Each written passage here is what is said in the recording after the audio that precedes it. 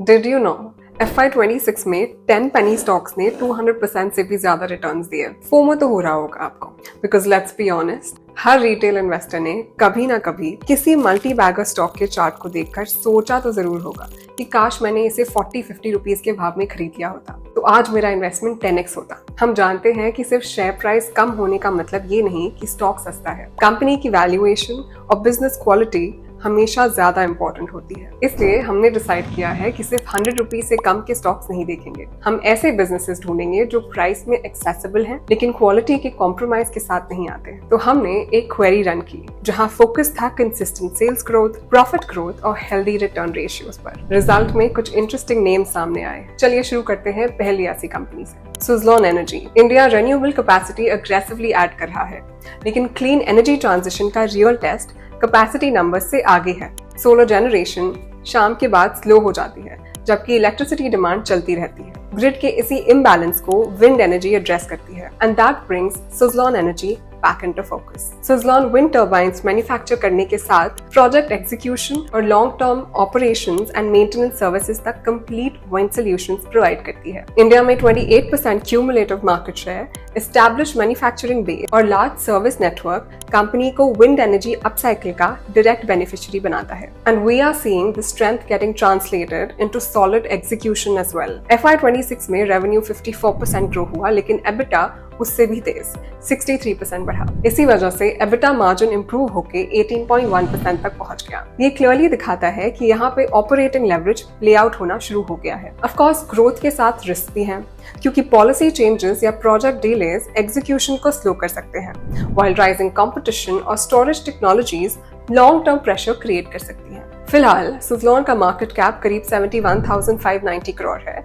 और स्टॉक 52.5 पर ट्रेड कर रहा है, जो कंपनी को लगभग 23x अर्निंग्स का वैल्यूएशन देता है। पिछले कुछ सालों में टर्न अराउंड इंप्रेसिव रहा है। अब अगला फोकस इसी ग्रोथ और कैश जनरेशन को कंसिस्टेंटली मेंटेन करने पर होगा। रिन्यूएबल एनर्जी के बाद अब एक बिल्कुल अलग लेकिन इक्वली इंपॉर्टेंट ग्रोथ थीम पर आते हैं, फाइनेंशियल इंक्लूजन, और उसमें देखेंगे पैसालो डिजिटल। इंडिया के स्मॉल एंटरप्रेन्योर्स में पोटेंशियल की कमी नहीं है, आइडियाज हैं, मेहनत है, रीपेमेंट कैपेसिटी भी है। फिर फॉर्मल क्रेडिट उन तक इजीली क्यों नहीं पहुंचता? क्योंकि ट्रेडिशनल लेंडर्स के लिए ये बोरोवर्स ऑफन स्कैटर्ड और डिफिकल्ट टू असेस होते हैं। पैसालो डिजिटल इसी गैप को टेक्नोलॉजी, लोकल डिस्ट्रीब्यूशन और PSU बैंक पार्टनरशिप्स के थ्रू ब्रिज करती है, with a focus on income generation and MSME loans. अब सवाल ये है कि कंपनी देश भर में फैले हुए इतने बोरोवर्स तक पहुंचती कैसे है? इसका जवाब है पैसालो का phygital model. AI led digital sourcing को 422 ब्रांचेस, 3,381 डिस्ट्रीब्यूशन पॉइंट्स और 1,496 बिजनेस कॉरेस्पॉन्डेंट्स के फिजिकल नेटवर्क के साथ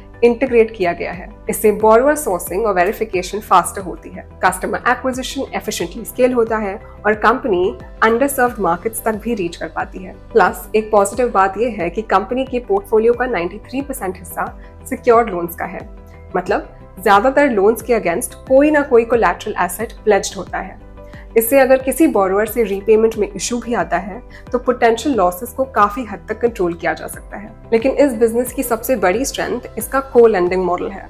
SBI, बैंक ऑफ बड़ौदा और पंजाब नेशनल बैंक जैसे पार्टनर्स लेंडिंग के लिए कैपिटल प्रोवाइड करते हैं, जबकि पैसालो बोरोवर आइडेंटिफाई करने, लोन ओरिजिनेट करने और कलेक्शंस मैनेज करने की जिम्मेदारी संभालता है। इस मॉडल की वजह से कंपनी अपनी बैलेंस शीट पर ज्यादा प्रेशर डाले बिना लेंडिंग बुक को स्केल कर पाती है। साथ ही कैपिटल एफिशिएंसी भी इंप्रूव होती है, क्योंकि ग्रोथ के लिए हर बार अपना ही पैसा लगाने की जरूरत नहीं पड़ती। सो अब तक तो हमने बिजनेस मॉडल समझा, अब एक नजर नंबर्स पर डालते हैं। FY26 में पैसालो की इनकम और प्रॉफिटेबिलिटी दोनों ही हेल्दी डबल डिजिट पेस से बढ़ी, जबकि नेट इंटरेस्ट इनकम यानी interest earned on advances grew by 29%। साथ ही 98.5% कलेक्शन एफिशिएंसी और ग्रॉस नॉन परफॉर्मिंग एसेट्स यानी ऐसे लोन्स जहां बोरोवर्स ने रीपेमेंट करना बंद कर दिया है, उसमें भी इंप्रूवमेंट देखने को मिला।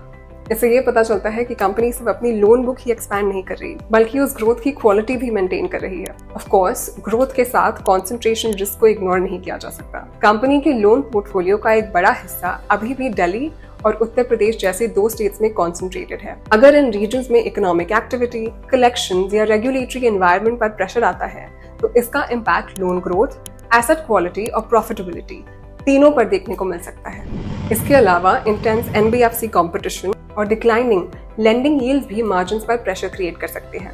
मार्केट आज पैसालो को करीब 6,660 करोड़ की वैल्यूएशन दे रहा है, जबकि स्टॉक 73.2 के लेवल पर ट्रेड कर रहा है। आपसे कंपनी लगभग 3.7x प्राइस टू बुक पर वैल्यूड है। अब इस वैल्यूएशन को सपोर्ट करने के लिए कंसिस्टेंट ग्रोथ और हेल्दी एसेट क्वालिटी मेंटेन करना इक्वली इंपॉर्टेंट है। Now we are moving on to our next stock, Bajaj housing finance limited. Small entrepreneurs की क्रेडिट स्टोरी के बाद अब चलते हैं लेंडिंग के एक और रैपिडली ग्रोइंग सेगमेंट की तरफ, और वो है हाउसिंग फाइनेंस। इंडिया में राइजिंग इनकम्स, रैपिड अर्बनाइजेशन और गवर्नमेंट सपोर्ट की वजह से होम ओनरशिप की डिमांड तेजी से बढ़ रही है। इसी वजह से हाउसिंग फाइनेंस मार्केट के FY28 तक 14 to 16% CAGR से ग्रो करने की एक्सपेक्टेशन है, और उसी अपॉर्चुनिटी को Bajaj housing finance home loans, loan against property, lease rental discounting और डेवलपर फाइनेंस जैसे प्रोडक्ट्स के थ्रू कैप्चर कर रही है। End of course Bajaj housing finance को यहाँ बजाज फाइनेंस की स्ट्रॉन्ग पेरेंटेज, डिस्ट्रीब्यूशन और लो कॉस्ट फंडिंग का एडवांटेज भी मिलता है। इसी का रिजल्ट है कि FY26 एक्सटेंसिव में इसका एसेट्स अंडर मैनेजमेंट 23% ग्रो हुआ। अर्निंग्स परफॉर्मेंस भी हेल्दी रही।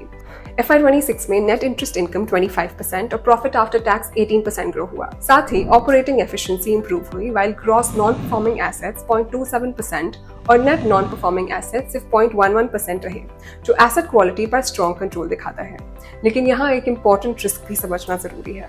बजाज हाउसिंग फाइनेंस का लोन बुक अभी रिलेटिवली यंग है, क्योंकि FY26 के 42.7% AUM की डिसइंबर्समेंट सिर्फ पिछले 12 मंथ्स में हुई।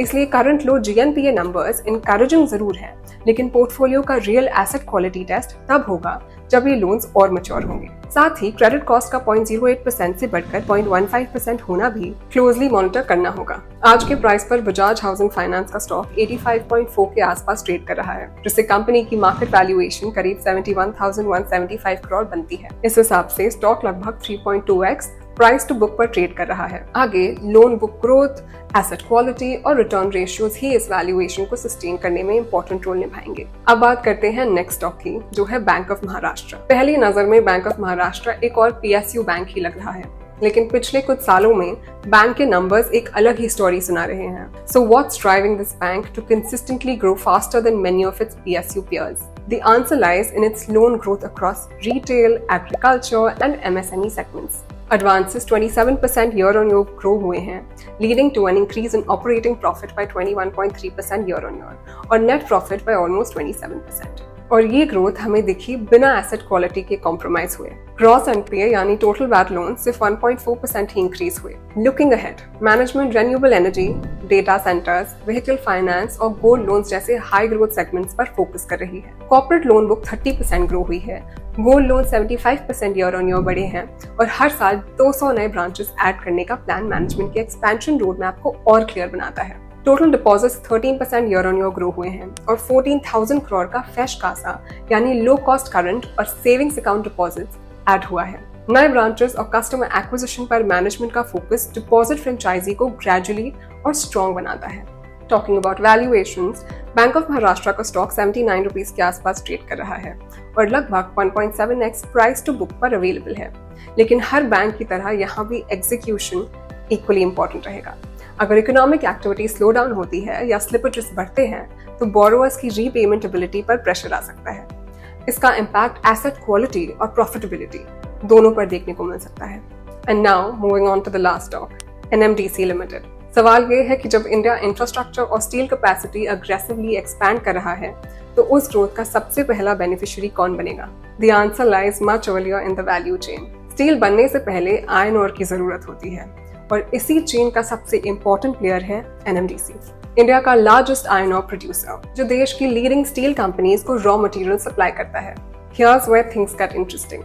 FY26 में फेवरेबल कमोडिटी प्राइसेस का बेनिफिट मिला और कंपनी ने उस अपॉर्चुनिटी को एग्जीक्यूशन के थ्रू इफेक्टिवली कन्वर्ट किया। आयरन ओर प्रोडक्शन 21% बढ़कर रिकॉर्ड 53 मिलियन टन के ऊपर पहुंच गई। सेल्स 13% ग्रो हुई और रेवेन्यू 33% जम करके 31,554 करोड़ तक पहुंच गया। साथ ही पैट 11% बढ़कर 7,421 करोड़ रहा। नंबर्स देखकर लगता है कि बेटर प्राइसेस के साथ हायर वॉल्यूम्स ने भी अर्निंग्स को सपोर्ट किया है। So what's next? Management FY27 में 60 मिलियन टन्स प्रोडक्शन टारगेट कर रही है और डेकेड के अंत तक 100 मिलियन टन्स का रोड मैप मेंटेन कर रही है। इस ग्रोथ को सपोर्ट करने के लिए नए माइंस, रिकॉर्ड कैपेक्स और capacity expansion projects already execution stage में हैं। From a valuation standpoint, NMDC का स्टॉक 83.4 के आसपास ट्रेड कर रहा है, with a market cap of around 73,000 crore, सिर्फ 9.8x PE पर available. Having said that, every investment story has its risks. NMDC की अर्निंग्स स्टील डिमांड और आयरन ओर प्राइसेस से क्लोजली लिंक्ड है। अगर कमोडिटी साइकिल वीक पड़ती है तो ग्रोथ टेम्पररीली स्लो हो सकती है। ये थे 5 स्टॉक्स जो आज 100 रुपीज से कम में ट्रेड कर रहे हैं, लेकिन इनकी असली वैल्यू सिर्फ शेयर प्राइस से डिसाइड नहीं होगी। आने वाले सालों में एग्जीक्यूशन ही डिसाइड करेगा कि NMDC, bank of Maharashtra, Bajaj housing finance, Suzlon energy और पैसालो डिजिटल अपनी अपॉर्चुनिटी को कितना कन्वर्ट कर पाते हैं। इसलिए इन्वेस्ट करने से पहले बिजनेस, वैल्यूएशन और रिस्क को जरूर समझिएगा। अगर वीडियो पसंद आया हो तो लाइक बटन हिट कीजिए, चैनल सब्सक्राइब कीजिए और कमेंट्स में बताइए कि आपकी वॉच लिस्ट में सबसे पहला स्टॉक कौन सा है। Investment in securities market are subject to market risks. Read all the related documents carefully before investing.